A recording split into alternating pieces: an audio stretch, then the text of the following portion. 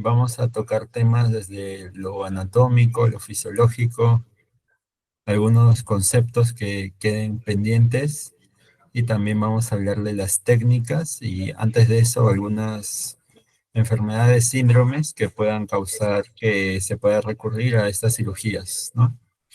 A continuación, Camila va a empezar a explicar los conceptos y la parte anatómica de la cirugía de revascularización. Esperamos que sea de su agrado. Bueno, como ya hemos escuchado, vamos a hablar acerca de lo que es la revascularización cerebral.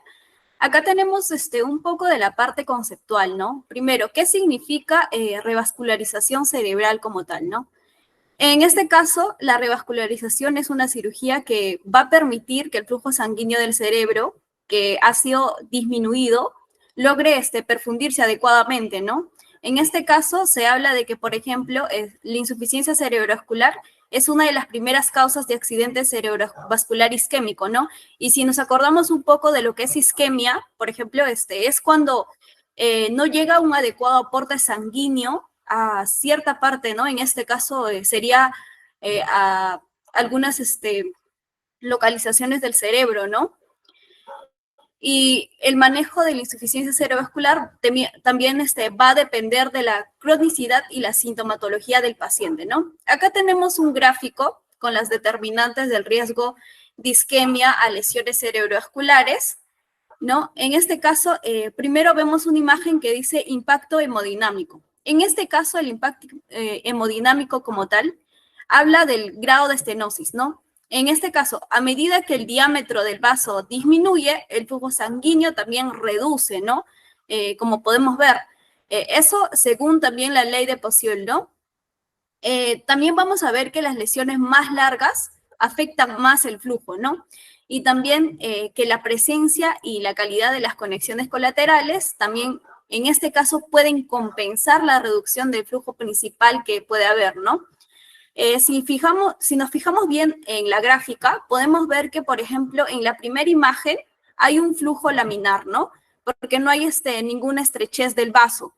En cambio, vamos a ver que a medida que va progresando, el flujo va cambiando, ¿no? Ya vemos que de un flujo laminar pasa a ser un flujo turbulento, ¿no? Y finalmente la arteria se ocluye, ¿no? En algunos casos hay pacientes que son asintomáticos, ¿no? ¿Qué quiere decir? De que generalmente no presentan, como menciona su nombre, ¿no? Sin síntomas. Pero cuando ya hay un grado más severo de estenosis, ya el paciente presenta síntomas de isquemia, ¿no? En este caso. El segundo gráfico habla acerca de lo que es la embologenicidad. En este caso, las lesiones con superficies irregulares o que interrumpen, en este caso, la integridad endotelial, van a tener un mayor riesgo de formar trombos, ¿no? Que en este caso esos trombos se desplazan, ocluyen la arteria y causan la isquemia, ¿no? En grados avanzados de estenosis, este flujo, como ya hemos visto, va a cambiar de laminar a turbulento, ¿no? Y también va a aumentar la formación de coágulos. Vemos en el primer cuadrito, por ejemplo, la pared endotelial es más lineal, como así decir, ¿no? Y a medida que van presentando como que esos bordes más irregulares, hay más propensión de la formación de los coágulos, ¿no? Esos coágulos que pueden ocluir más adelante. Y también tenemos lo que es como tercer factor, la morfología de la lesión y los factores contextuales de la misma arteria, ¿no? Por ejemplo, las lesiones proximales al polígono de Wills van a tener un menor impacto hemodinámico que las distales, ¿no? Gracias a la mejor vascularización colateral que existe, ¿no? En este caso. También vamos a ver que hay áreas con alta demanda metabólica que pueden ser más vulnerables, en este caso, a una hipoperfusión, ¿no? ¿Qué más podemos hablar? Por ejemplo, las lesiones que involucran a lo que son las arterias colaterales, también son importantes, ¿no? Porque pueden llevar a una isquemia significativa, ¿no? Pongamos, por ejemplo, hemorragia sin intraplaca, algunas calcificaciones severas que puedan influir en el riesgo de ruptura o progresión en este caso, ¿no? De la isquemia. Siguiente.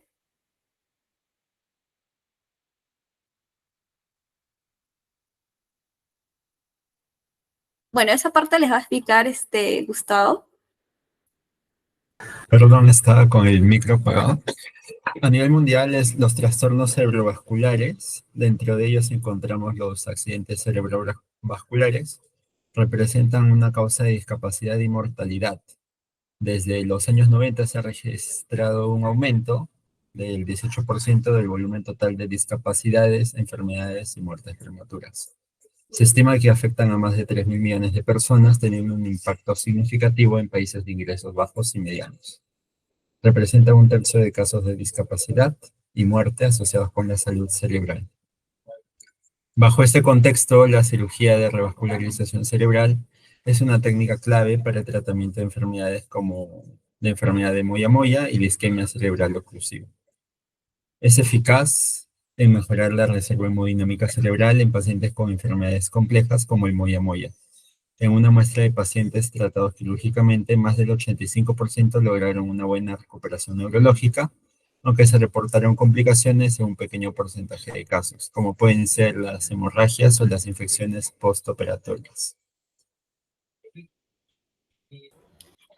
Haciendo un recordaris de lo que es, por ejemplo, los avances históricos en cuanto a la cirugía de revascularización cerebral, vamos a ver ciertos años, en este caso donde varios cirujanos intentan todo lo que es la parte quirúrgica, ¿no? Y cómo va a ir evolucionando hasta actualmente tener ya nuevas alternativas para la revascularización cerebral, ¿no? Primero iniciamos con las técnicas tempranas. En este caso, se realizó la primera anastomosis vascular por Eck en 1877, ¿no? En este caso, Eck, esta primera anastomosis que realizó fue en perros y había creado una anastomosis lateral de la vena hepática, ¿no? Y en 1902, Alexis Carrel es el que hizo avanzar el campo al realizar la primera anastomosis arterial término-terminal, ¿no? Lo que le valió en este caso el premio Nobel en 1912, ¿no? Debido a sus contribuciones a la cirugía vascular y también al trasplante de órganos, ¿no? Luego tenemos a lo que es experimentos iniciales, ¿no? En 1939, Hermann y Tafel comienzan con los primeros experimentos de la revascularización cerebral, ¿no? En este caso, ellas hacen una transposición de colgajos musculares vasculares en lo que son los animales, ¿no? Y luego Credel intenta hacerlo en humanos, ¿no? En 1942, pero en este caso lo abandona debido a algunas complicaciones que él había notado, ¿no? Como tercer ítem tenemos el surgimiento de la microcirugía. En este caso, en la década de 1960, se produce la convergencia de las técnicas de derivación vascular y la magnificación quirúrgica, ¿no? Esto conduce a lo que es el crecimiento, en este caso, de la cirugía microvascular cerebral, ¿no? Pero antes, ¿qué había pasado? Que Theodor Kurz, en 1957, realiza el primer, o utiliza un microscopio quirúrgico, ¿no? Por primera vez en neurocirugía. Y en 1900, posteriormente ya, en 1962, Jacobson y Donaghy informan sobre el primer procedimiento microquirúrgico que en este caso ya se había realizado en humanos, ¿no? Y ahí vemos un cambio notable en el aporte de la cirugía vascular en neurocirugía, ¿no? Ahora, en cuanto al bypass extracraneal intracraneal, por su sigla SIC, en este caso el primer bypass extracraneal intracraneal se realiza en 1963, ¿no? Ellos usan un injerto de lo que es la vena safena, ¿no?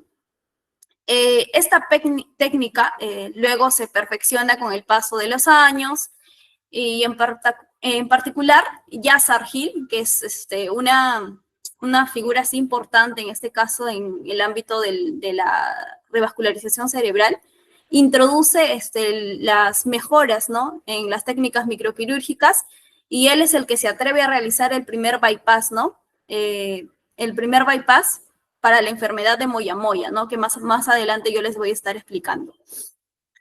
Siguiente. Posteriormente se realiza el estudio del bypass extracraneal e intracraneal, ¿no? En 1977 y 1985, este estudio tuvo como particular objetivo evaluar la eficacia de las cirugías de bypass que había realizado Yasser Argil, ¿no? Anteriormente. Ellos en este estudio concluyen que el bypass extracraneal e intracraneal no reducía significativamente el riesgo de accidentes cerebrovasculares en comparación con el mejor tratamiento médico, ¿no? Entonces, yo le puse ahí un interrogante, porque justamente ahí es donde se estanca el avance de lo que es la introducción del bypass, ¿no? De la cirugía de bypass. ¿Por qué? Porque ellos concluyen de que en realidad el tratamiento médico es mejor que el tratamiento quirúrgico, ¿no? Entonces genera cierta desconfianza en sus colegas y eso lleva a una disminución del uso de este procedimiento, ¿no? Y se abandona por cierto tiempo. Y luego otro estudio, si no me acuerdo, una década después, se encarga de demostrar lo contrario, ¿no? Y ellos determinaron de que ese estudio que habían realizado anteriormente, en 1977, tenía varios sesgos, ¿no? Por ejemplo, no habían incluido una población significativa, las variables de inclusión y exclusión también estaban como que deficientes, ¿no? Luego vemos los avances tecnológicos, ¿no? Con el paso de los años ya los avances vemos avances en lo que es la técnica de diagnóstico por imágenes, ¿no? En este caso ya para lo que es la monitorización intraoperatoria y también los instrumentos quirúrgicos ya van mejorando, ¿no? En este caso se introduce lo que es los métodos para poder medir la hemodinámica cerebral, ¿no? Como la fracción de extracción de oxígeno, que por siglas OEF, y también la tomografía por emisión de positrones, que es el PET, ¿no? Y estas, como sabemos, han permitido que se pueda visualizar mejor o se pueda seleccionar mejor a los pacientes, ¿no? Y las prácticas actuales y direcciones futuras, hoy en día sabemos que el bypass extracraneal e intracraneal se realiza para afecciones como la oclusión de la arteria carótida y la enfermedad de Moyamoya, sobre todo, ¿no? Esto con la finalidad de poder mejorar, en este caso, la hemodinámica cerebral, ¿no? Siguiente. Acá vemos un poco acerca de la anatomía. Hice un tipo mapa para que nos podamos guiar, por ejemplo, desde el callado de la aorta, ¿no? Sabemos que del callado de la aorta sale en la parte derecha e izquierda, ¿no? Tenemos por la parte derecha, por ejemplo, la arteria carótida común izquierda, que da sus ramas de arteria carótida externa izquierda y la arteria carótida externa derecha e izquierda, ¿no? Interna y externa, perdón. En la carótida externa izquierda vamos a ver sus ramas, ¿no? En este caso da ramas para arterias de la cara y el cuero cabelludo, ¿no? Y en la interna da sus ramas, que es la arteria oftálmica, la arteria comunicante posterior, la arteria coroidea anterior, la cerebral anterior y la cerebral media, ¿no?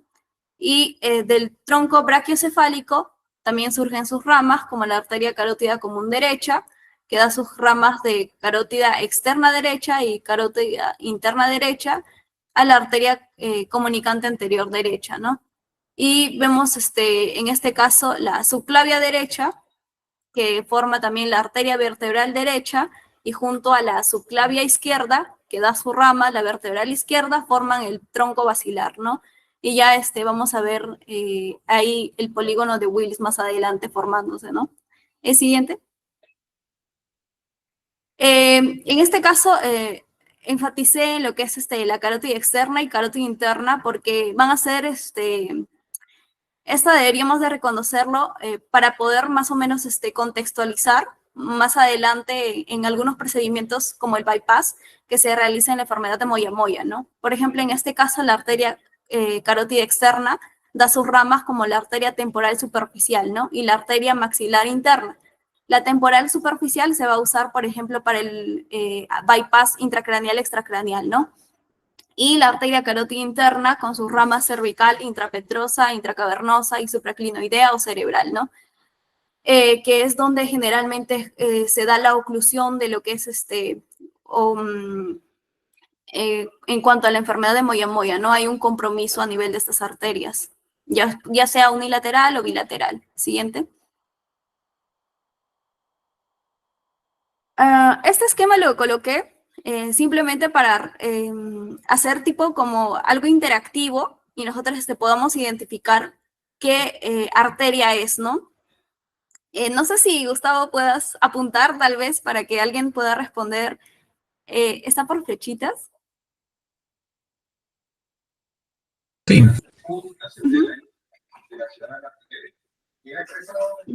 Ya. Apunta cualquier arteria. A ver. Es que es pantalla completa.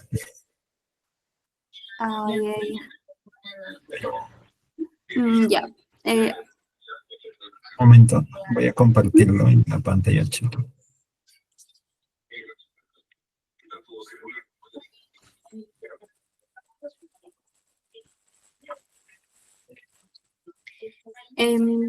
Ya, creo que sí se ve bien. Por ejemplo, si empezamos por la parte inferior,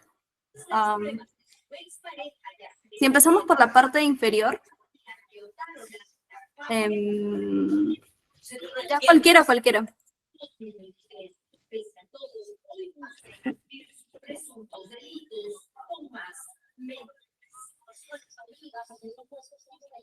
Recuerden que viene de la flechita de aquí. Ajá. No sé si alguien puede participar. En este caso, ¿cuál es la arteria que, por ejemplo, está señalando Gustavo? Que se refiere a la flechita que está abajo. Ajá, a esa. ¿Esa no es la arteria espinal anterior? Así es la arteria espinal anterior. Y la que están a sus costados, ¿cuál es esa arteria? Las vertebrales, creo. Exacto. ¿Y las vertebrales forman? Forman lo que es Las vertebrales forman... la arteria basilar. Así es, el tronco basilar, ¿no? La arteria basilar. Las arterias basilares, vemos ahí pequeñitas. Son Así es, las arterias pónticas, ¿no? Las arterias pónticas y después la otra flechita está señalando a la arteria. ¿A cuál? No, la otra flechita, la que sigue, la que está más arribita. La cerebral posterior. Así es, la cerebral posterior, ¿no? Y esa que está colocando ahorita Gustavo la flechita es la comunicante posterior, ¿no? La comunicante posterior. Listo. Y esa arteria, en donde está ahorita colocando el cuadrito Gustavo, ¿cuál es esa arteria? ¿Alguien sabe? Esa es la flechita. Ajá, esa es. A ver, Iván, no sé si está en la sala. La carótida interna. Ajá, es la carótida interna.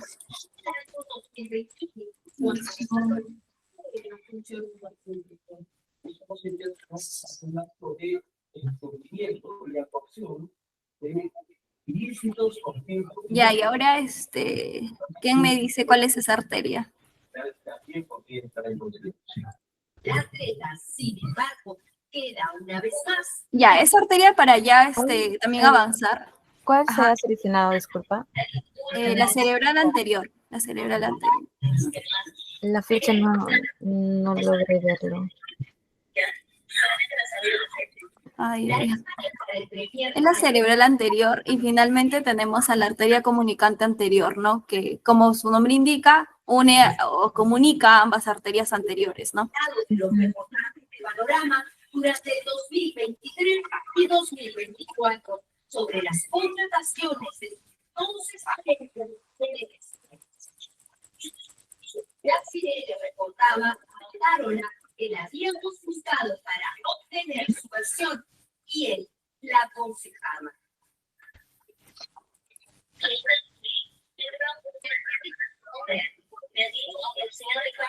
Y finalmente creo que ahí tenemos la arteria cerebral media. Ujú. Ya para avanzar, a ver.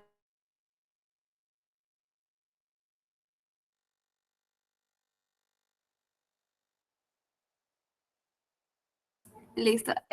Ahí ya tenemos todas las arterias, como podemos ver, todo el polígono de Wills, ¿no? Que es importante en este caso para la irrigación cerebral, ¿no?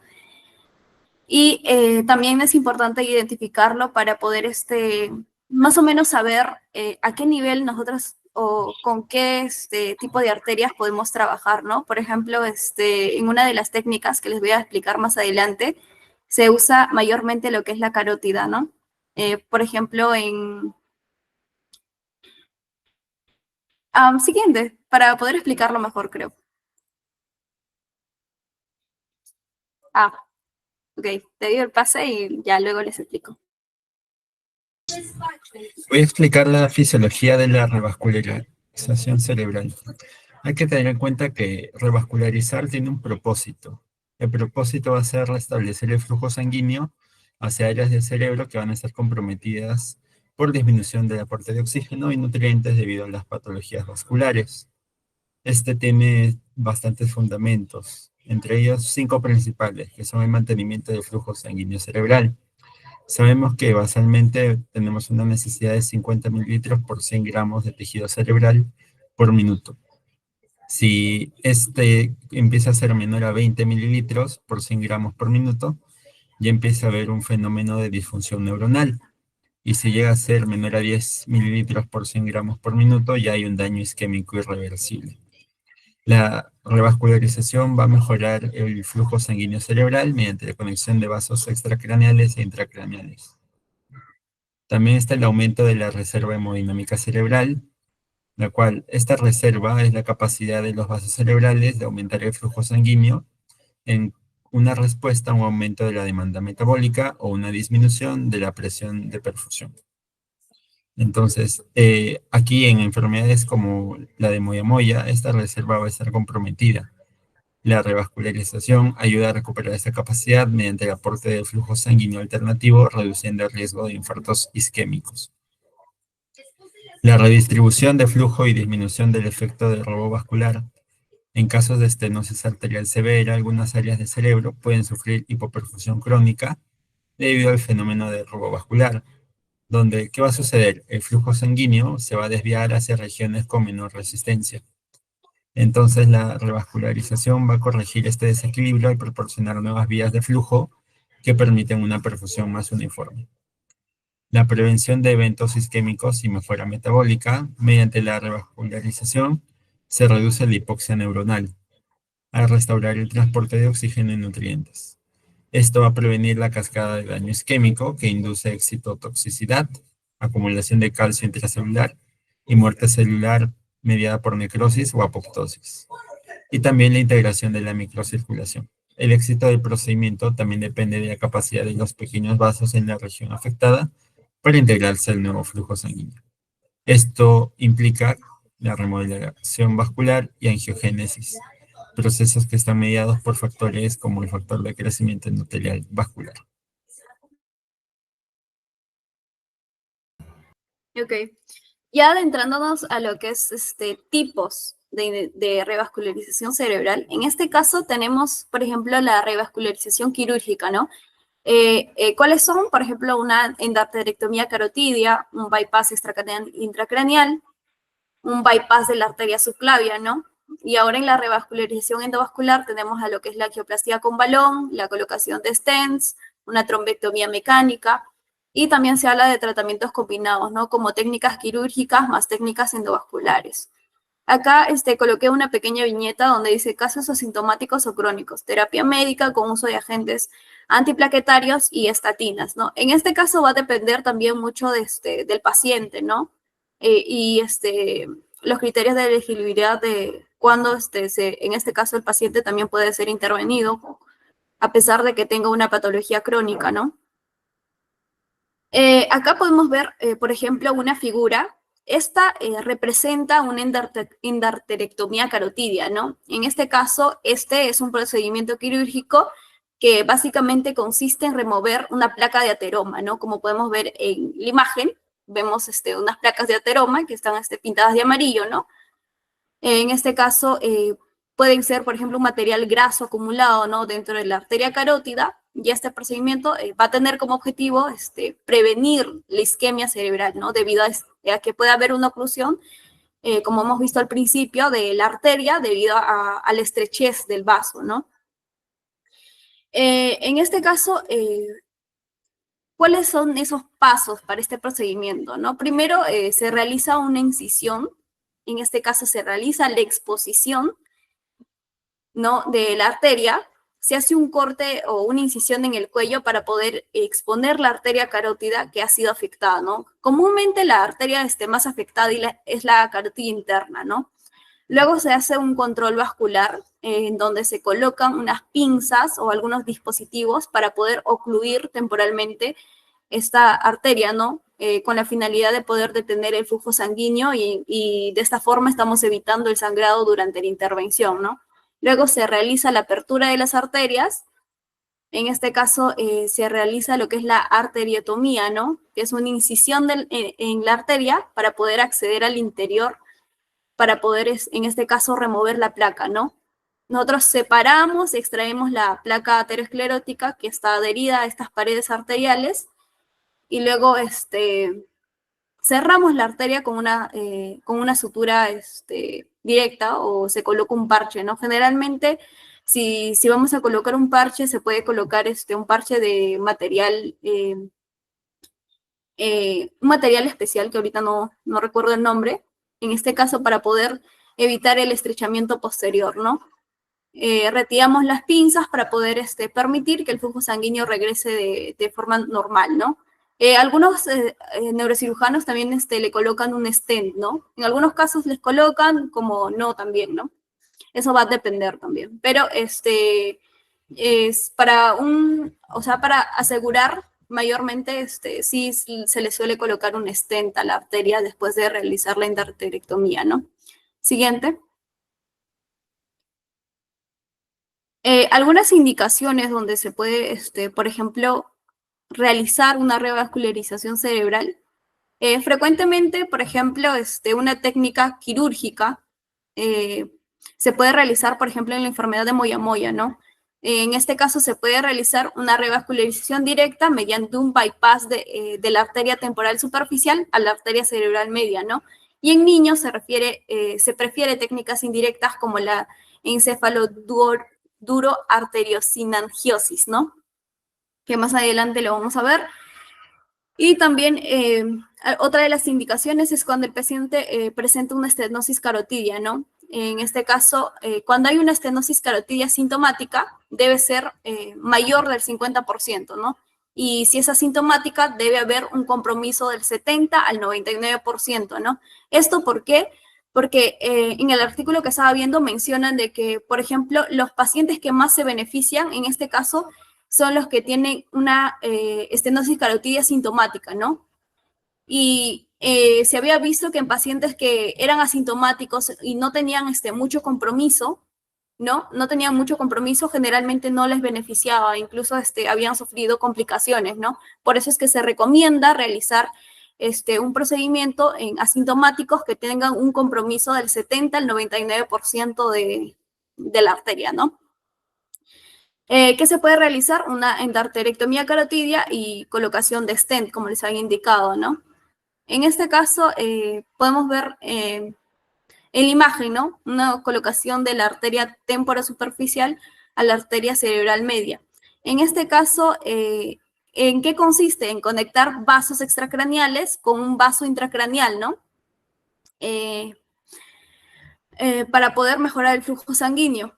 Primero localizamos a lo que es la arteria temporal superficial mediante un Doppler o una angiografía para poder confirmar su calibre y si tiene buena viabilidad, ¿no? Porque también va a depender de eso. Identificamos a la rama superficial de la arteria cerebral media, que también debe ser adecuada para la anastomosis, ¿no? Y se realizan incisiones, en este caso en el cuero cabelludo, se sigue la trayectoria de la arteria temporal superficial, ¿no? y se diseca cuidadosamente esa arteria para poder preservarla como inyector en este caso, ¿no? Ya en este caso se practica una craniotomía para poder visualizar en este caso la arteria cerebral media y poder conectarla de ese modo, ¿no? Siguiente. Ya, otra indicación es también en el síndrome del robo de la subclavia, ¿no? En este caso también se indica en casos sintomáticos y se puede realizar en este caso una angioplastía endovascular, ¿no? Con o sin colocación de stent, así como bypass subclavio, ¿no? También se puede realizar en una enfermedad vascular oclusiva. En este caso se puede aplicar una revascularización directa que puede ser beneficiosa en casos seleccionados, especialmente en la circulación anterior, donde se ha demostrado un alto beneficio, ¿no? También se puede hacer estos procedimientos en caso de aneurismas complejos, se puede usar también una revascularización directa, ¿no? En esta imagen, por ejemplo, podemos ver que hay una angioplastía, ¿no? En este caso, luego de haber hecho la angioplastía, se puede ver en esta imagen un flujo adecuado de la arteria, ¿no? En la primera imagen vemos que hay una oclusión. En la segunda, ya después de una angioplastía, se puede ver que hay un correcto flujo sanguíneo, ¿no? Siguiente. Ya entrando a lo que es algo específico para poder ver más o menos acerca de los procedimientos. En este caso tomamos como ejemplo la enfermedad de Moyamoya, ¿no? Para tener un poquito de contexto acerca de lo que es la enfermedad de Moyamoya, en este caso la enfermedad de Moyamoya es una vasculopatía crónica aislada, generalmente bilateral, de etiología indeterminada, ¿no? La enfermedad de Moyamoya fue descrita por primera vez en 1957 por dos japoneses, que eran Suzuki y Takaku. Ellos son los que le denominan la enfermedad de Moyamoya, ¿no? En este caso, este proceso conduce al desarrollo de una arteria colateral anómala, ¿no? Que en la geografía aparece como la bocanada del humo flotando en el aire, ¿no? Ellos lo determinaron por eso. Justamente Moyamoya incluso es una terminología japonesa, ¿no? Que hace referencia a lo que ellos indicaban como la bocanada del humo flotante en el aire, ¿no? En este caso, vemos, por ejemplo, enfermedad de Moyamoya versus síndrome de Moyamoya. Hice énfasis en eso porque no es lo mismo decir enfermedad de Moyamoya que síndrome de Moyamoya. ¿En qué se diferencian? En que la enfermedad de Moyamoya es un trastorno primario sin causa conocida, ¿no? Que va a afectar a los vasos intracraneales. Ahora, el síndrome de Moyamoya es una enfermedad que tiene de por sí algo que los puede, o sea, tú puedes identificar cuál es la causa, ¿no? Por ejemplo, puede ser tal vez un síndrome autoinmune, ¿no? Como las anemias falciformes, tal vez a trastornos genéticos, ¿no? En eso básicamente se diferencian, ¿no? Que la enfermedad es idiopática, sin causa conocida, y el síndrome tiene una causa identificable, ¿no? Es una diferencia más o menos referencial, ¿no? Que podemos tener de estas dos patologías. En este caso, en cuanto a la epidemiología de la enfermedad de Moyamoya, tenemos datos.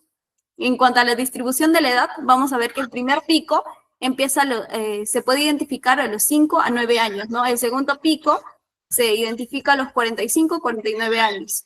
En cuanto a la distribución geográfica, es más frecuente en personas asiáticas, ¿no? Y podemos ver en los últimos años que esto ha ido incrementando también en otros países, ¿no? Como países occidentales, incluso países de América, ¿no? También incluso se ha identificado algunos factores genéticos del 10 al 15% de los pacientes, ¿no? Que si tienen antecedentes familiares, ¿no? Se está viendo si hay esa asociación.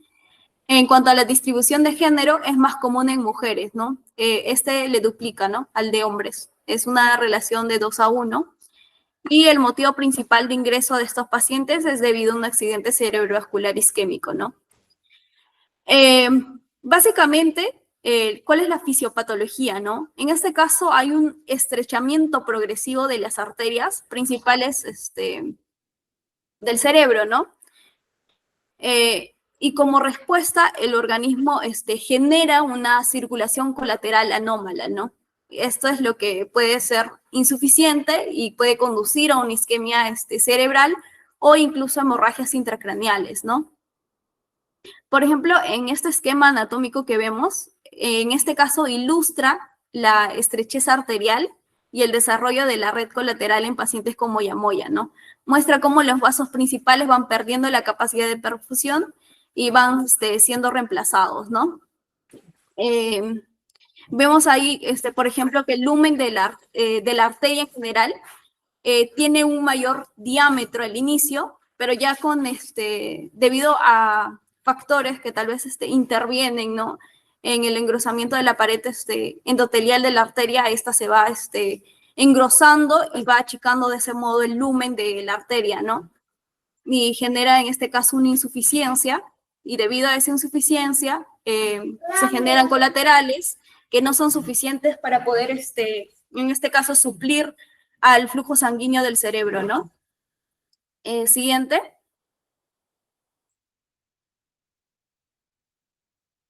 Ahora, en cuanto a las manifestaciones, tenemos que en este caso en los niños se puede observar crisis convulsivas focales, crisis isquémicas, ¿no? Y infartos cerebrales. Ya en adultos generalmente es más frecuente observar hemorragias cerebrales, ¿no? Un momentito, por favor, un momentito.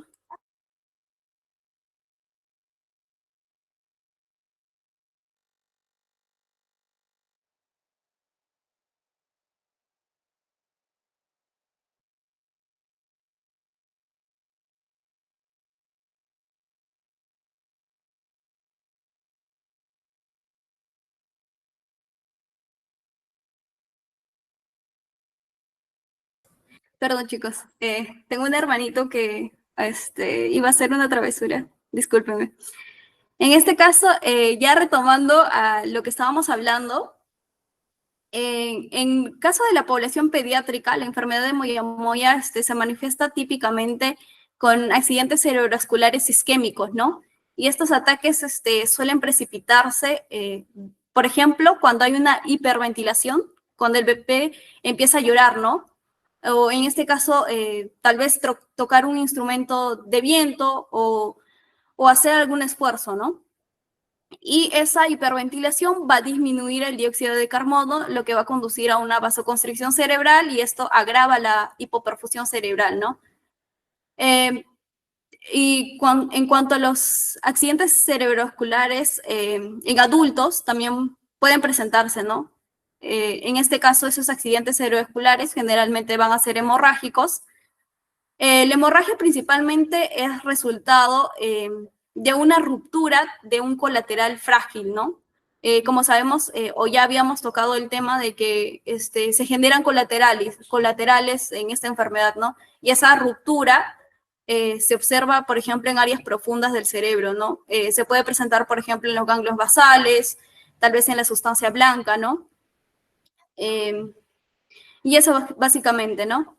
En cuanto a, por ejemplo, el diagnóstico, tenemos a la resonancia magnética, que es sensible y no invasiva, ¿no? En este caso nos va a permitir, por ejemplo, detectar hemorragias, tales lesiones isquémicas antiguas, ¿no? Y también evidenciar el signo de la hiedra, ¿no? Que es el indicador del flujo lento en las arterias o en este caso en las áreas afectadas, ¿no? También se puede usar lo que es la angiografía de resonancia magnética, que va a proporcionar más o menos una información en cuanto al grado de estrechamiento arterial y los colaterales, ¿no? En este caso, esta angiografía es clave para el diagnóstico de la enfermedad de moyamoya, ¿no? Y también nos ayuda a poder distinguir el síndrome de moyamoya, ¿no? Según la afección de la circulación posterior. En cuanto a la angiografía cerebral convencional, esta también se utiliza en casos donde la resonancia magnética no es concluyente, ¿no? En este caso, generalmente también se puede usar para la planificación quirúrgica o también para poder evaluar al paciente post cirugía, ¿no? Cómo está yendo y como para poder evaluar básicamente la revascularización, ¿no? Y el Doppler transcraneal también es complementario, ¿no? Para poder monitorear básicamente la hemodinámica cerebral. También se usa lo que es la electroencefalografía para pacientes que tienen convulsiones, ¿no? Y finalmente tenemos a la medición de perfusión cerebral. En este caso se puede usar lo que es el SPECT, el PET y las técnicas basadas en lo que es la resonancia magnética o la tomografía computarizada con xenón, ¿no? Estos básicamente se encargan de identificar lo que es la reducción global del flujo cerebral en cuanto ha incrementado, por ejemplo, la fracción de oxígeno y también ver la reactividad cerebrovascular, si es que ha sido deteriorada, ¿no? Y si hay algunos indicadores de reserva cerebrovascular baja, ¿no? Siguiente. Ya. Hay la clasificación de Suzuki, que es de 6 grados, donde nos puede identificar si hay un compromiso unilateral o un compromiso bilateral, ¿no? En este caso, el grado 1 es debido al estrechamiento de la bifurcación de la arteria carótida interna, ¿no?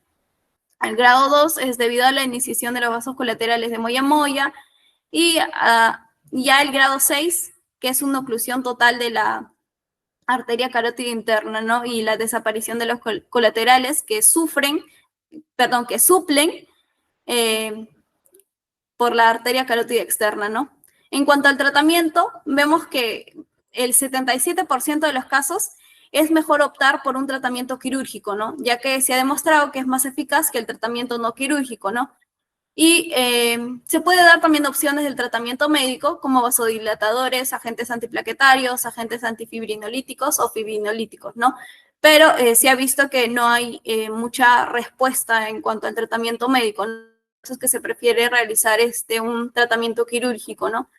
Y también va a depender, en este caso, del paciente, ¿no? Siguiente. En cuanto al tratamiento quirúrgico, vemos la revascularización directa. En este caso, la revascularización directa se puede realizar, por ejemplo, de la rama de la arteria carótida externa con una rama de la arteria carótida interna, ¿no? Algunas variantes de la técnica son hacer una anastomosis entre la arteria temporal superficial con la arteria cerebral media, ¿no?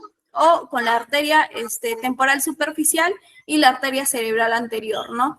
O una arteria auricular posterior con una arteria cerebral media, o una arteria temporal superficial con una arteria cerebral posterior y una arteria occipital con una arteria cerebral posterior, ¿no? ¿Cuáles son las ventajas de realizar una revascularización directa?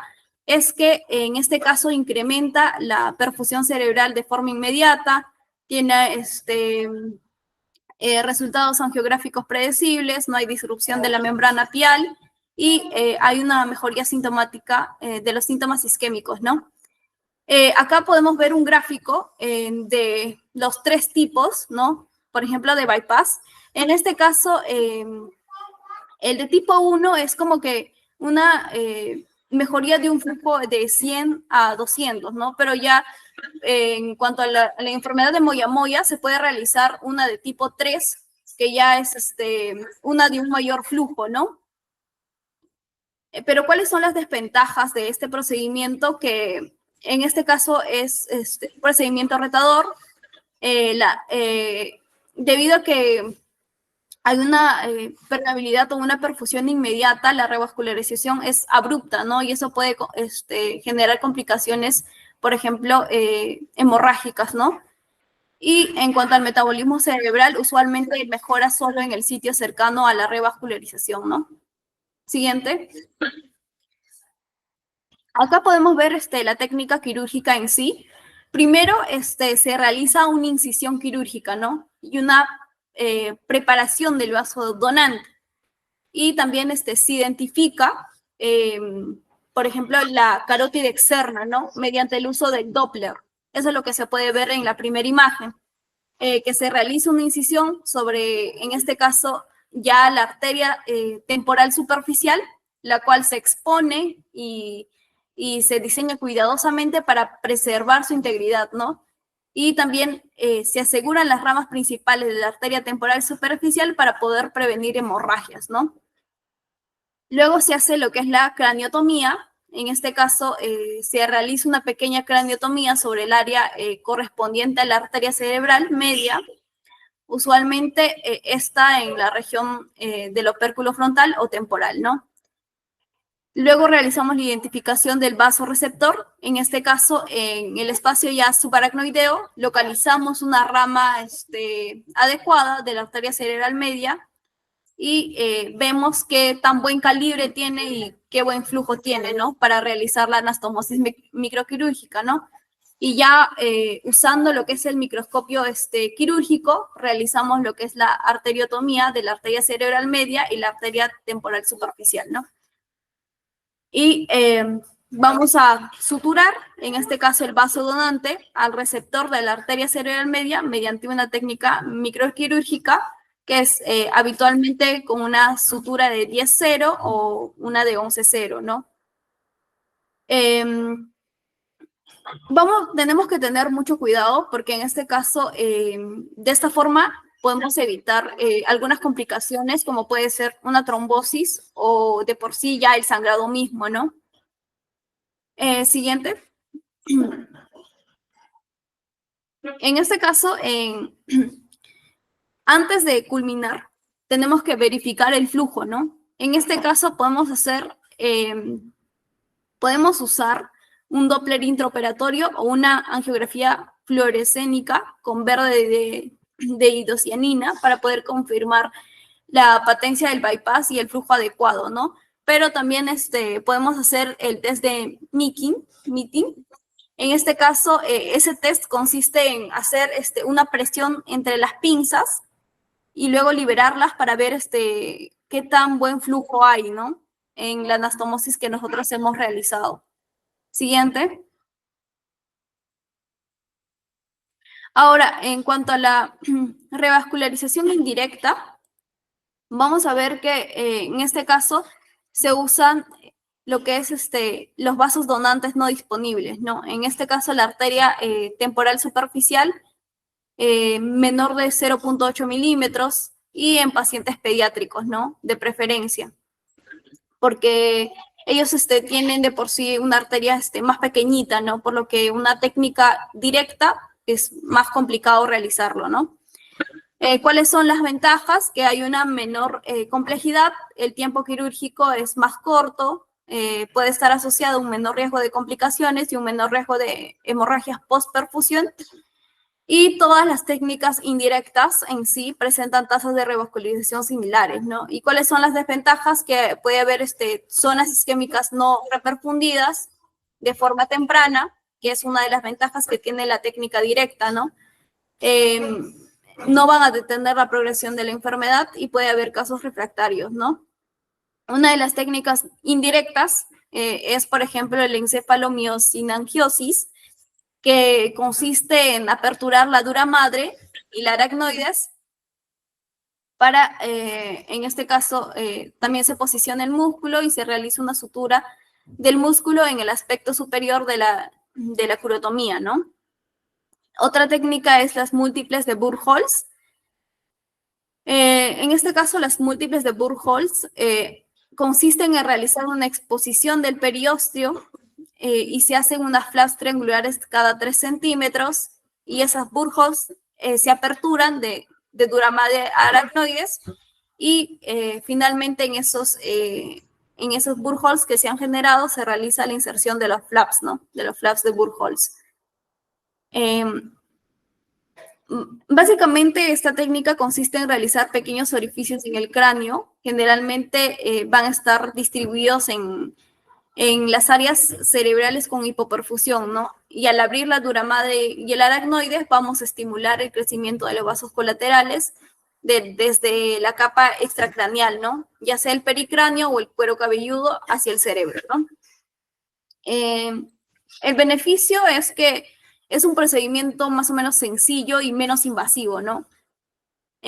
También va a ser aplicable incluso en pacientes de alto riesgo quirúrgico, ¿no? Y algunas complicaciones que puede tener es que se puede generar un riesgo de fístula del líquido cefalorraquídeo y un riesgo menor de infección o sangrado, ¿no?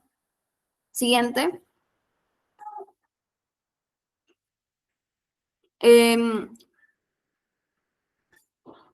La otra técnica es la encéfalo-arteriomioscinangiosis. En este caso, esta técnica combina el uso de lo que es el tejido extracraneal, como por ejemplo la arteria temporal superficial, el músculo temporal y la dura madre, ¿no? En este caso, para poder promover la formación de los colaterales hacia el mismo cerebro, ¿no? Esto es más complejo que los trépanos y también debido a que hay varias estructuras implicadas, se realizan varios planos anatómicos, ¿no? Para poder garantizar una mayor neurovascularización. En este caso, lo primero que se debe realizar es la preparación del vaso, el vaso que va a dar, ¿no? El vaso dador. Se diseca la arteria temporal superficial junto con tejidos pericraneales y el músculo temporal, se realiza la craniotomía y luego se realiza la colocación de tejidos, ¿no? Que en este caso es el músculo temporal y los vasos extracraneales se colocan en contacto directo con la superficie cortical y separando la aracnoides, ¿no? Y finalmente se hace lo que es la estimulación de colaterales, que en este caso se espera que los vasos extracraneales crezcan hacia el cerebro para así generar una angiogénesis con el tiempo, ¿no? ¿Cuáles son sus complicaciones? Es que puede haber un menor flujo inmediato comparado con el bypass directo y puede haber un riesgo de necrosis, ¿no? O algunas infecciones debido a los tejidos que se están usando o se están colocando, ¿no? Siguiente. Tenemos también a la encéfalo arteriomiosinangiosis, ¿no? En este caso, por sus siglas conocidas como el EDAMS, es una técnica de revascularización que utiliza también la arteria temporal superficial, el músculo temporal y la dura madre, ¿no? Para poder estimular la formación de nuevos vasos y esa formación de nuevos vasos que puedan, que sean hacia la corteza cerebral, ¿no? También es una técnica que se usa frecuentemente en pacientes pediátricos, ¿no? Debido a que es menos complejo, tal vez la misma técnica, ¿no? Después tenemos a lo que es la encéfalo-galio-sinangiosis, ¿no? La encéfalo-galio-sinangiosis, en este caso es una técnica indirecta que utiliza la galia aponeurótica, ¿no? La galia aponeurótica del cuero cabelludo como tejido dador y de esta forma se promueve el desarrollo de vasos colaterales hacia la corteza cerebral, ¿no? Y se emplea particularmente en áreas frontales o parasagitales, ¿no? ¿En qué consiste esta técnica? Primero, realizamos una incisión en la línea media del cuero cabelludo y una craniotomía parasagital. Luego, realizamos la preparación de la galea. En este caso, la galea es la capa fibrosa del cuero cabelludo. Se diseña cuidadosamente y se posiciona sobre la superficie cortical expuesta, ¿no? Y luego se realiza la apertura de la dura madre, dejando a la galea en contacto directo con la corteza cerebral y finalmente se realiza la fijación, ¿no? Donde se asegura la dura madre y se cierra el sitio quirúrgico, ¿no?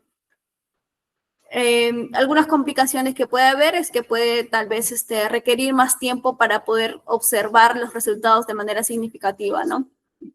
Y también debido a que hay exposición, hay un mayor riesgo de necrosis de la galea, tal vez, ¿no?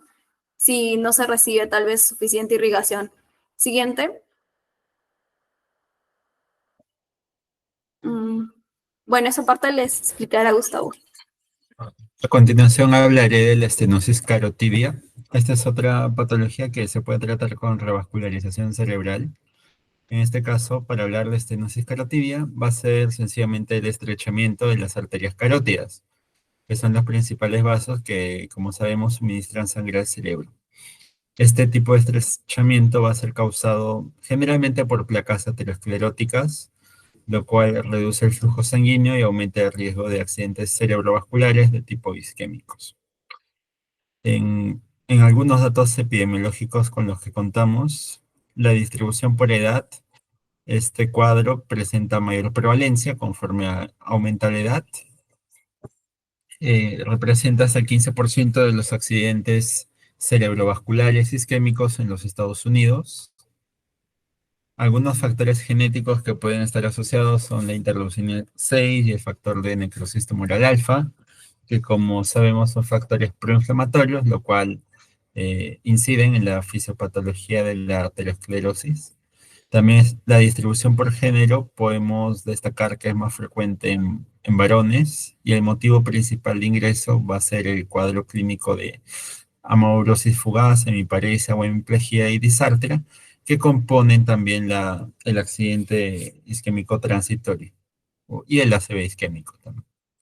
Las opciones terapéuticas incluyen una terapia médica, la endarterectomía carotidia y colocación de stents, que pueden ser periféricos o transcarotidios, con o sin angioplastía. Las guías de tratamiento indican que se recomienda la revascularización carotidia en ¿qué pacientes? Aquellos que sean sintomáticos con estenosis mayor a 50%, y si son asintomáticos, siempre y cuando se cumple una estenosis entre 70 y 99%. La comparación de tratamientos nos indica que tanto la endarterectomía como los stents son eficaces y seguros en pacientes seleccionados. Como todo procedimiento tiene sus complicaciones y más adelante explicaré que un estudio, el CREST, estudia cómo es que, por ejemplo, el stent va a ir en decadencia, ¿no? En su utilidad.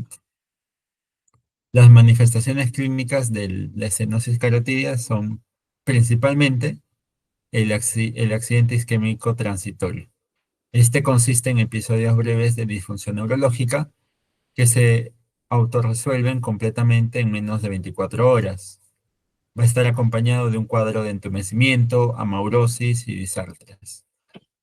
El accidente cerebrovascular isquémico también se puede dar, pero en casos más severos. Y la otra manifestación clínica, también componente del accidente isquémico transitorio, es por sí misma la amaurosis fugaz, que consiste en la reducción temporal del flujo sanguíneo a la retina, debido a causando la pérdida de visión en un ojo. También la hiperperfusión cerebral crónica, que puede contribuir al deterioro cognitivo progresivo o síntomas inespecíficos, como pueden ser los mareos y la fatiga. El diagnóstico se basa en historia clínica y examen físico. En historia, recabar datos de factores de riesgo cardiovascular, el tabaquismo, el sexo masculino, el sobrepeso. Y en examen físico podemos encontrar, además de la maurosis y el accidente isquémico, también podemos ocultar quizás un soplo carotidio, ¿no? En las pruebas diagnósticas están estos componentes: el ultrasonido Doppler, la angiografía por tomografía computarizada, la resonancia magnética, la angiografía cerebral y la tomografía por emisión de positrones. La principal prueba diagnóstica, y de ellas la más común, va a ser el ultrasonido Doppler. Este es muy ventajoso porque es una prueba sencilla de usar, no es invasiva, y entre sus funciones está evaluar el flujo sanguíneo y determina también el grado de estrechamiento de las arterias carótidas. Puede identificar estenosis significativas mayores al 50%. Entonces es bastante útil, no es invasiva. Luego tenemos la angiografía por tomografía computarizada. Esta es muy importante porque ofrece imágenes detalladas de las arterias y su utilidad radica en que puede evaluar anatómicamente la anatomía vascular, especialmente en casos complejos, y también para planificar intervenciones quirúrgicas. También está la resonancia magnética. Esta cuando se utiliza, cuando la tomografía no está disponible o esté contraindicada también la tomografía. La angiografía cerebral es el gold standard para evaluar la estenosis carotidia. Pese a ello, aunque es invasiva, ¿no? Se usa para añadir información o se planifica un tratamiento quirúrgico.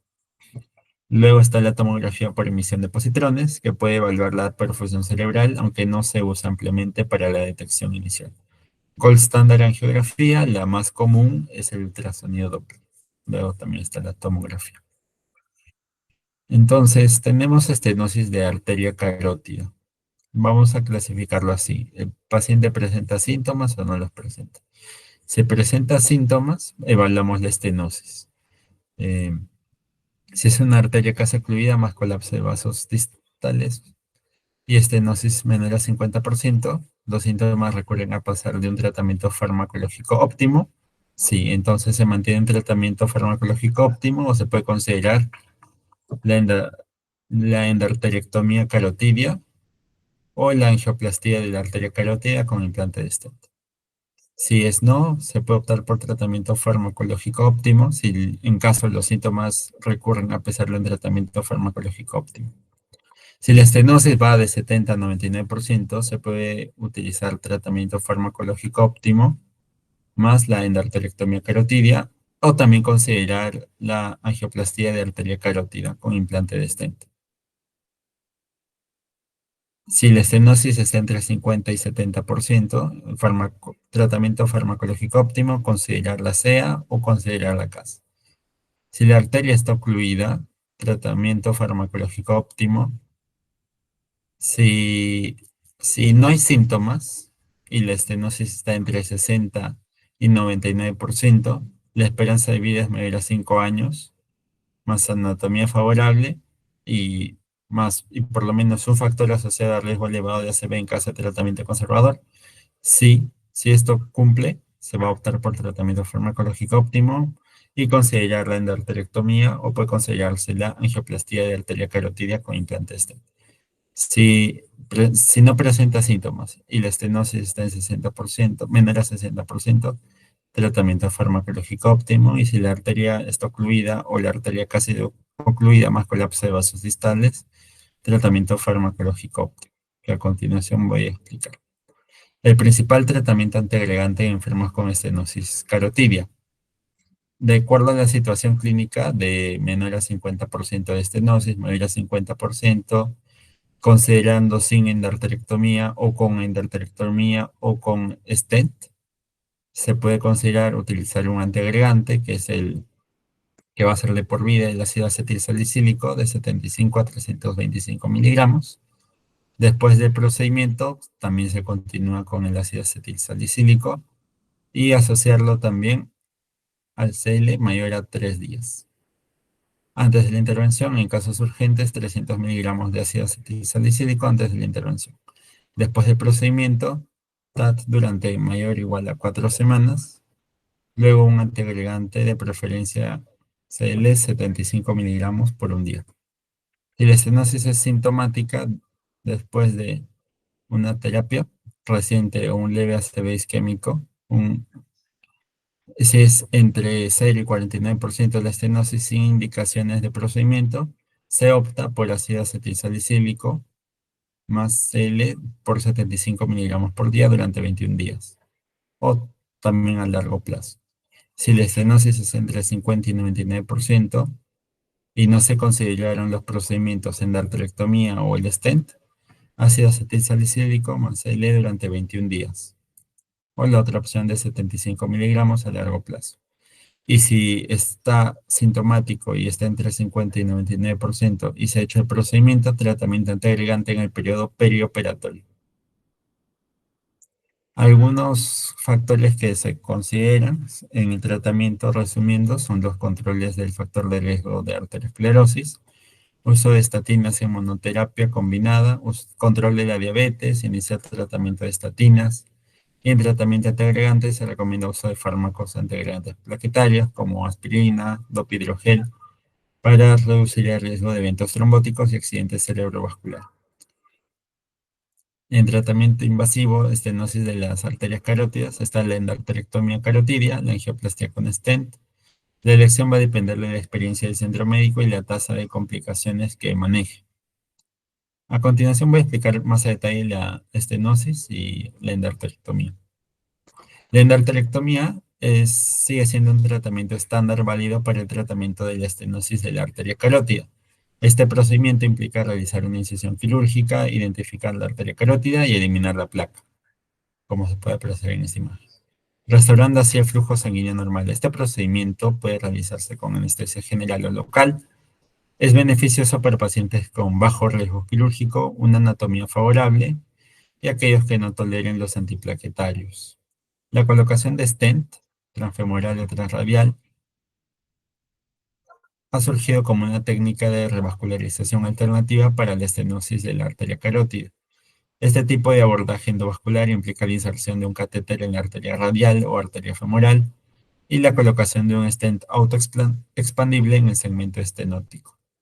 La revascularización de la arteria transcarótida, este constituye un nuevo procedimiento que combina la punción percutánea de la arteria carótida común, la protección embólica de flujo reverso proximal y la dilatación con balón con colocación de stent. Conceptualmente, esta estrategia aborda varias deficiencias clave de la revascularización carotidia, tanto endovascular como quirúrgica. En ausencia de ensayos aleatorizados, ha habido resultados iniciales prometedores con esta técnica, por ejemplo, con respecto a la reducción de riesgo de un año de accidente cerebrovascular ipsilateral y muerte. Aquí era de lo que se hablaba, de que el uso del stent, de la colocación de stent, ha mostrado una tendencia decreciente en eventos cardiovasculares adversos o mayores. La endarterectomía carotidia. Estos son unos puntos clave que trató el estudio CREST, donde informan de ambos procedimientos y algunos puntos que dieron a resaltar de cada uno. La endarterectomía tiene más probabilidades de complicarse con un infarto de miocardio, mientras que la angioplastía de la arteria carótida con colocación de stent tiene mayor riesgo de accidente cerebrovascular perioperatorio. El uso de stent en arteria carótida posiblemente tenga un mayor beneficio en pacientes más jóvenes, mientras que la endarterectomía carotidia es probablemente superior en mayores de 70 años. La endarterectomía carotidia puede estar asociada con menos complicaciones que la angioplastía de la arteria carótida con colocación de stent en mujeres. Las parálisis de los nervios craneales fueron 15 veces más frecuentes en pacientes sometidos a endarterectomía carotidia. Se puede implementar de forma agresiva una terapia médica máxima, lo que conduce a una reducción significativa de factores de riesgo. La revascularización temprana, ya sea de manera quirúrgica o endovascular, no se asocia con un mayor riesgo de complicaciones. No existe diferencia de costo entre la endarterectomía carotidia y la angioplastía con colocación de stent. Entonces, ambos puntos que destaca este estudio realmente constituyen un campo de investigación, ¿no? Para seguir profundizando en los efectos adversos de estos procedimientos, qué tipo de complicaciones se presentan más a menudo, em, y seguir evaluando su riesgo-beneficio, ¿no? Porque cada paciente se presenta de manera diferente su cuadro clínico.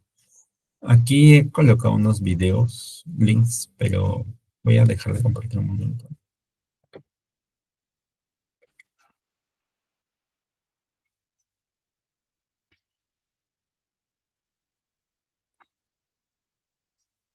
Ya. Primero voy a compartir la angioplastía. Vamos a ver rápidamente cómo se realiza la reparación de una arteria carótida. Aquí tenemos nuestra estenosis carotidia, donde la arteria tiene un tamaño menor al habitual. Luego procedemos a realizar una angioplastia con balones para abrir la arteria y retornarla a su tamaño habitual. Y posteriormente ¿Se visualiza? nuestro stent, que garantiza una mejoría en el flujo sanguíneo cerebral, como estamos viendo ahí. Podemos hacer también reconstrucciones en tercera dimensión para valorar la posición de nuestro stent. Lo mejor es que todos nuestros pacientes están despiertos con sedación. Ya. Vamos a ver. Bueno, aquí como se puede apreciar es el uso del stent en angioplastía de la arteria carótida. Se utilizó una angiografía para guiar el procedimiento. Primero se insufla el balón para que luego pueda pasar el stent y posteriormente permanezca ahí como resultado final, ¿no? El video es bastante corto para que pueda ser más sencilla de ilustrar. Y bueno, el resultado final es ya la dilatación de la arteria carótida. El otro video es este de aquí.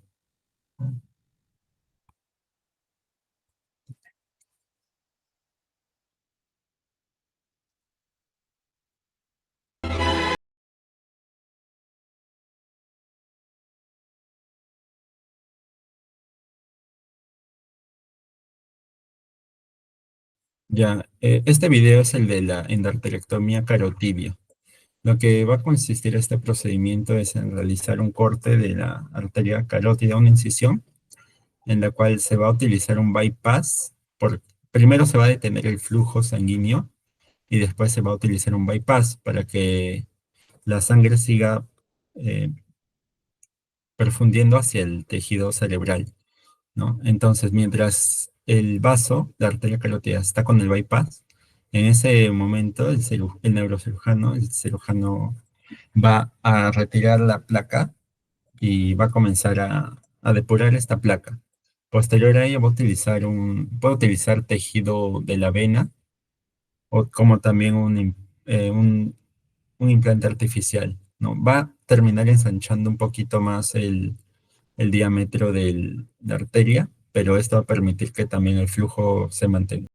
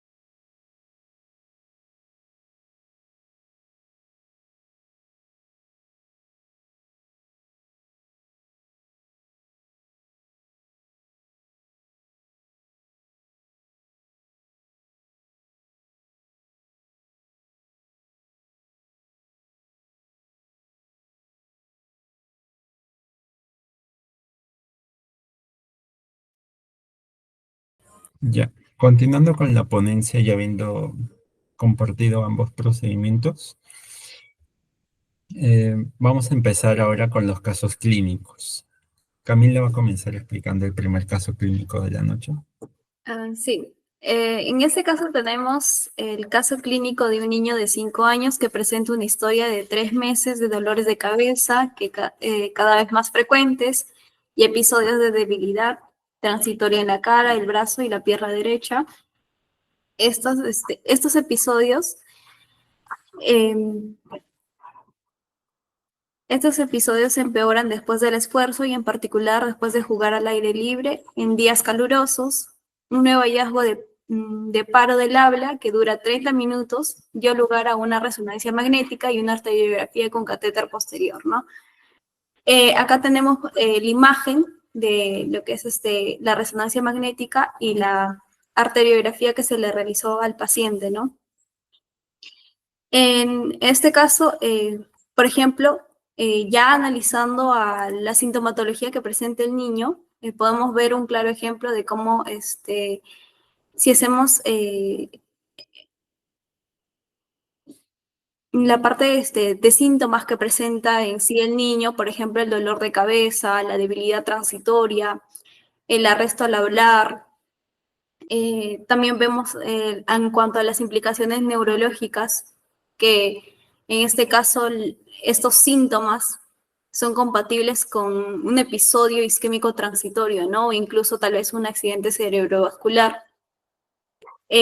También vemos, como ya había mencionado, la debilidad y el arresto del hablar, que pueden ser indicativos, en este caso, de la isquemia cerebral, ¿no? Que puede ser a causa de una enfermedad de moyamoya, ¿no? Donde en este caso hay una estenosis progresiva de las arterias cerebrales y estas pueden causar, en este caso, una isquemia cerebral, ¿no? En el resultado de la resonancia magnética se pueden mostrar cambios en la señal que indican, por ejemplo, una isquemia, ¿no? Que en este caso esa zona es de riesgo entre dos arterias principales, ¿no? Lo que es típico en la enfermedad de Moyamoya. Y también la presencia de cambios en dedos sugiere que ha habido daño cerebral debido a la falta del flujo sanguíneo adecuado, ¿no? Ahora, la arteriografía por catéter va a ser crucial en este caso para poder confirmar el diagnóstico de la enfermedad de Moyamoya, ¿no? Mostrando la oclusión, en este caso, de la arteria carótida interna, que es la más frecuentemente la que se ocluye, ¿no? Y la formación de los colaterales vasculares, ¿no? Y tal vez algún diferencial que podemos encontrar en este caso es tal vez malformaciones vasculares, ¿no? Que también pueden causar la misma sintomatología, ¿no? En este caso, el tratamiento va a depender, ¿no?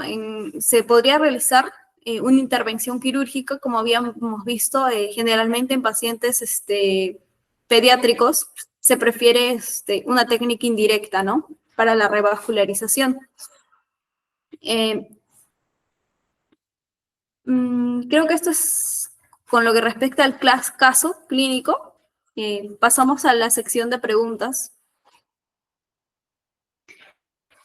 En este caso tenemos la primera pregunta, que es ¿cuál de las siguientes afirmaciones es cierta con respecto a la enfermedad de Moyamoya? Tenemos alternativa de afecta a todas las edades, pero alcanza su pico máximo a los 5 y 40 años. La opción B es dos veces más común en mujeres que en hombres. La opción C es afecta a 3 de 100.000 niños en Japón y a 1 de 1.000.000 en los Estados Unidos. La opción D es está asociada con la infección de la herpes simple intracraneal. Y la E es afecta a las arterias carótidas internas. ¿Cuál consideran ustedes que es la respuesta correcta?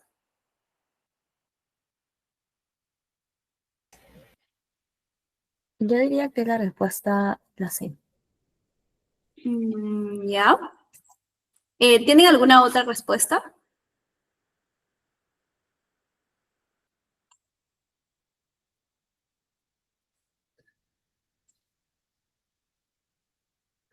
Ya. En este caso, la enfermedad de Moyamoya es una vasculopatía crónica, ¿no? Que, como sabemos, afecta principalmente lo que es la carótida interna y sus ramas intracraneales, como las arterias cerebrales media y anterior, ¿no? Tiene 2 picos de incidencia en la infancia, ¿no? Que habíamos visto que era alrededor de los 5 años y en la adultez temprana, que era entre los 40 y 50 años, ¿no? Y también, si bien es común en mujeres, no es el dato principal en este contexto, ¿no? Pero también habíamos visto que afecta con mayor frecuencia a la población asiática, particularmente a la población japonesa, ¿no? Y coreana, pero puede presentarse en cualquier etnia, ¿no? Creo que acá se colocó mal la alternativa, en este caso sería la falsa, porque si notamos bien, perdón, la pregunta, si nos fijamos bien, la respuesta A es compatible, ¿no? Me acabo de dar cuenta. En este caso, la respuesta A, que es afecta a todas las edades, pero alcanza su pico máximo a los 5 y 40 años, hemos visto que sí, ¿no? Debido a la epidemiología que ya había presentado anteriormente en la exposición, habíamos visto que es frecuente en pacientes pediátricos hasta los 5 a 6 años, si no me equivoco, y a partir de los 45 a más, ¿no? También es más común en mujeres que en hombres, es 2 veces más frecuente. También afecta a niños, generalmente a la población asiática, ¿no? Mucho menos, mucho más que a la población en otros continentes, y también afecta a las arterias carótidas internas. Y creo que en este caso la opción D sería la incorrecta, ¿no? Creo que esa pregunta estuvo tal vez mal formulada, pero esa sería la respuesta. En la pregunta 2 es, ¿cuál de las siguientes es la presentación más común de los pacientes con Moyamoya? No sé si tal vez alguien puede responder de la sala. ¿Cuál de las siguientes es la presentación más común de los pacientes con moya moya?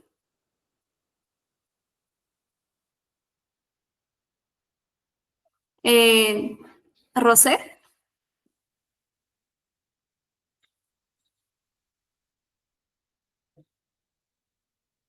o tal vez Andrea.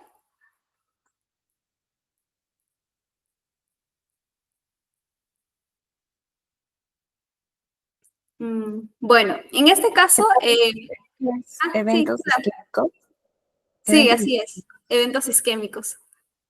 Como ya lo había mencionado, los eventos isquémicos son los más frecuentes, ¿no? Que se presentan en la enfermedad de moya moya, debido a que hay una estenosis en las arterias principales, ¿no? En este caso, la carótida interna es la frecuentemente afectada, y en pacientes pediátricos son los que sufren mayormente los ataques isquémicos transitorios, ¿no? Y si recapitulamos lo que ya habíamos visto, generalmente los pacientes que llegan a urgencias son los que presentan justamente los eventos isquémicos, ¿no?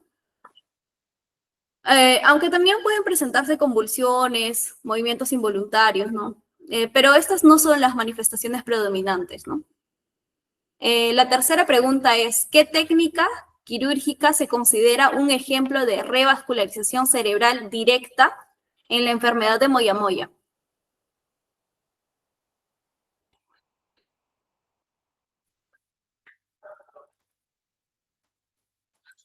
A ver, eh, alguien que esté en la sala que me pueda responder tal vez esa pregunta.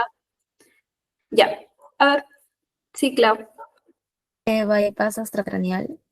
Así es, el bypass extracraneal, ¿no? Porque las otras que habíamos mencionado justamente pertenecen a las técnicas indirectas, ¿no?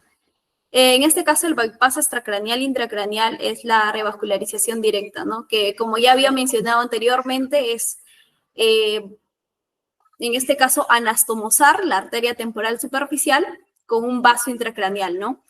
Se puede usar, en este caso, una rama de la arteria cerebral media, ¿no? Y este es un ejemplo más o menos representativo de lo que es la revascularización directa, ¿no? Siguiente pregunta es, ¿qué prueba es la más útil para evaluar la reserva hemodinámica cerebral en pacientes con enfermedad de moya moya antes de la revascularización? ¿Cuál consideran ustedes que es la herramienta más útil para poder evaluar la hemodinámica del paciente?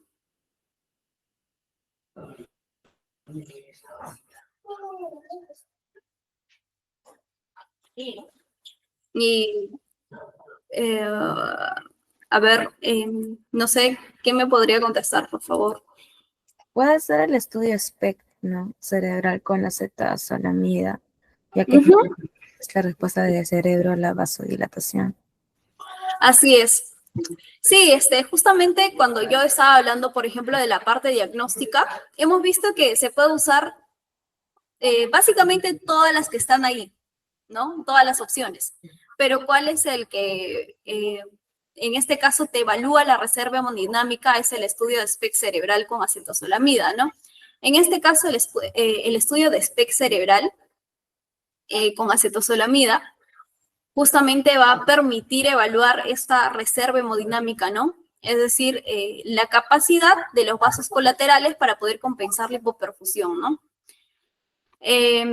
La acetazolamida se usa para poder incrementar el flujo sanguíneo y poder detectar las zonas de hipoperfusión, ¿no? Siguiente.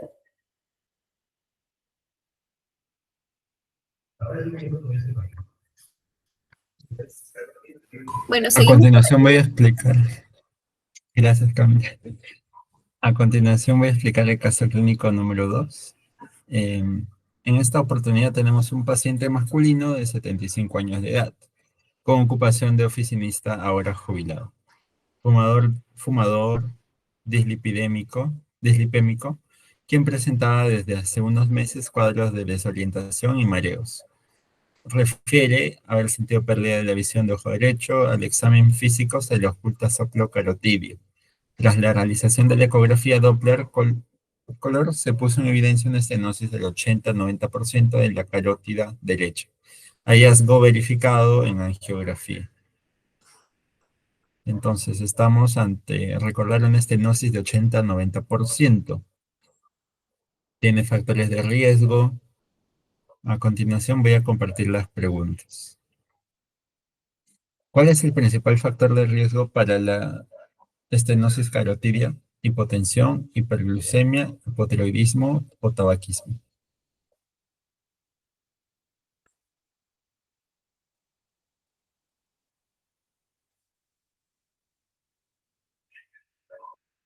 Ese era Hay el que... tabaquismo. Exacto. Sí, es tabaquismo. Recordar que la estenosis viene de su etiopatogenia, es una arteriosclerosis. De todos estos factores, el que más incide en la arteriosclerosis es el tabaquismo.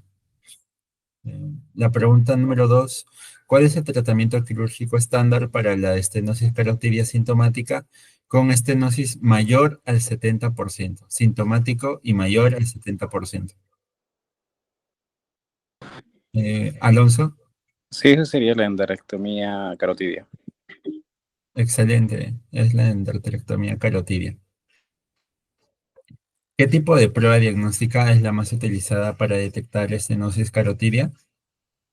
Aquí la palabra clave es más utilizada para detectar estenosis carotidia. Doppler, ultrasonido por Doppler. Sí, muy bien. El Doppler es bastante útil, es la más utilizada, la más común.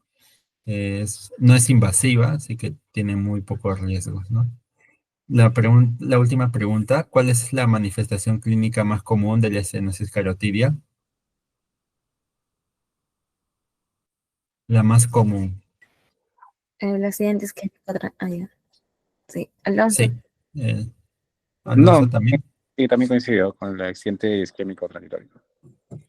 Excelente, chicos. Muy bien, es accidente isquémico transitorio. Pérdida del equilibrio, dolor de cabeza severo y pérdida de audición pueden acompañarlo, ¿no? Pero la manifestación sería el accidente isquémico transitorio. Ujú. Eh, ya respecto al caso, hay algunas imágenes adicionales del procedimiento. En la figura 1 vemos la angiografía axilar realizada por acceso braquial, visualizando el nacimiento de la arteria carótida derecha, como se puede observar en la flecha. En la figura 2 vemos el sistema introductor guía utilizado por vía braquial. En la figura 3 la angiografía que muestra el stent de 7 por 10 por 40 milímetros, posicionado en el sitio de la estenosis. Y en la figura 4 y 5 vemos la arteriografía control post tratamiento en la que se observa el restablecimiento de un calibre de arteria carótida aceptable, ¿no? Pasó de tener, miren, del 80% al 90% de estenosis, ahora ya es un grado de calibre aceptable, ¿no? Pre-tratamiento y post-tratamiento.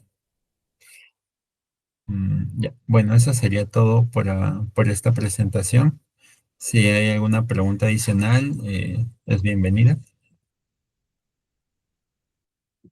La verdad, el caso de Moyamoy es muy interesante, chicos. Les recomiendo revisar esa bibliografía de verdad. Y más adelante, justamente esta enfermedad, queremos enfocarnos a hacer una actividad académica, ¿no? Sería genial que ustedes puedan estar presentes, ya que la enfermedad de Moyamoy, bueno, es raro verlo. ¿Ustedes alguna vez han visto en el hospital? A ver, levanten su mano quienes no han visto. ¿Quiénes no han visto? Ya ves, como pueden darse cuenta, es muy raro que eso pueda haber, ¿no? Entonces, sería bueno, claro, a poder revisar un paper acerca de esto, ¿no? Ya anteriormente, bueno, habíamos visto acerca de la enfermedad de Moyamoy en una sesión académica, también pues sería bueno como a retroalimentación hacerlo, ¿no? Y eso sería todo por el día de hoy. De verdad, felicidades, Gustavo, felicidades. Y Camila, ha sido una excelente presentación. Y bueno, chicos, ya les pasé el link de asistencia. Y descansen y que tengan mañana un buen día de clase.